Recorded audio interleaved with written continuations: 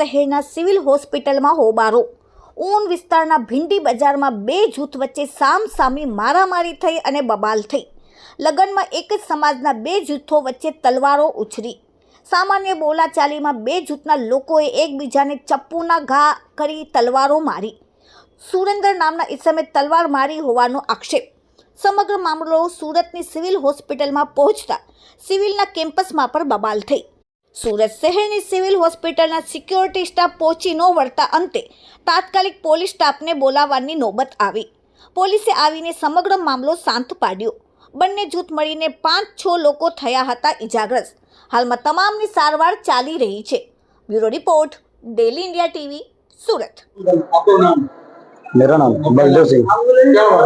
Sir हम खाना शादी में गए थे, खाना खा के उठा था मैं, बस में बूट करने बैठा था, उसने मेरे को चक्कू और कड़ा मारने लग गया। किसने मारा? सुरेंद्र सुरेंद्र सिंह।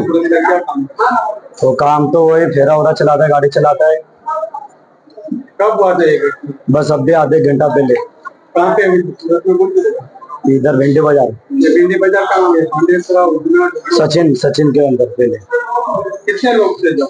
वो 3-4 जन थे, पर मेरे को अभी एक जन ने वो जमिया लेके भाग रहा था, मैं भाग गया था, मेरे को कुछ भी नहीं था। वो भाई को चक्कर गया? वो भाई को भी उसने मारा। क्या कौन लगता है? वो मेरा बड़ा पप्पा है। तो क्या नाम है? पूनम सिंह। कहाँ पे रहते? वो भिंडी बाजार भी रहते हैं। क्या हुआ था लगन से? शादी में हुई थी? शादी में वो पहला पता नहीं क्या करता है, पहले दुश्मनी हमारे लाभ नहीं, मेरे दूसरे भाई लोग के लाभ के ओखले सर बड़े में रहते।